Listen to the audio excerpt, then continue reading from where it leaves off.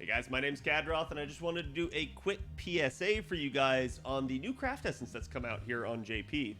Winner's Eye is actually our ticket CE for the new Lotto on JP, and it's a really good craft essence looking at it.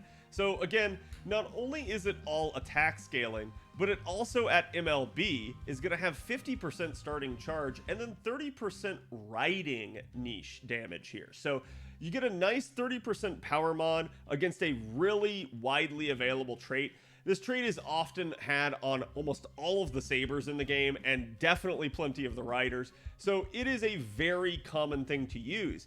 And even if you start thinking about this in comparison with something like, say, again, like something like Holy Night Supper, something that might give 15% in P damage, you might be looking at, Oberon doubling that up. That's still going to be just as effective as something like this, provided the riding niche comes into play. So obviously, if riding niche isn't in play, you probably don't need to use it too much, but this is a strong craft essence that I really felt the need to talk about just to kind of make you guys aware.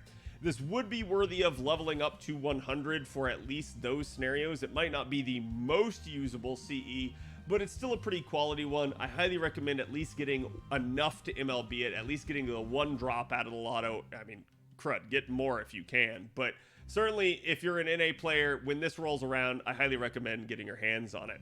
Also, just to quickly and briefly touch on NA here, it's really looking like you're probably going to get Lostbelt 6 after the not after the Annie stream, but after the actual announcement stream there on the 5th. So I'm thinking somewhere on the 6th there, which is kind of what I was telling chat earlier in the week. This is really going to be when we're finally going to get Lostbelt 6. So again, get prepared, get your courts all ready, make sure you know what your role plans are. Obviously, if you guys have questions, you can always come ask me here on Twitch. I'd always be happy to answer them for you. But again, I highly recommend making sure you have a role plan ready because Lostbelt 6 is here. It's only a couple days away now at this point. So make sure that you guys have it prepared.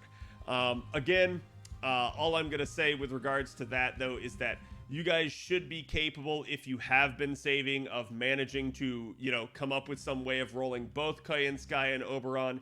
If you haven't, my at least temporary advice is going to be to go after Oberon because Oberon doesn't get the banner for another 18 months. So you're going to be looking at going a long time without him, whereas Koyanskaya gets another banner within 6 months of her release. So I do recommend going after him first. Also, just because Oberon works with all unit types, he works with all card types. He basically ends up being a 70% charger, which is our first in the game. So he's a really, really strong unit, even with how strong Koyanskaya can be. And yes, double Oberon comps are a thing and they can be utilized effectively. If you need some advice on that, highly recommend going and checking out my video on the Buster comps. Again, I basically ended up making a new Buster system guide for this year, so definitely go check that out if you guys need a refresher as to how the system works. Again, I hope you guys found this informative, and I will see you guys for the next one.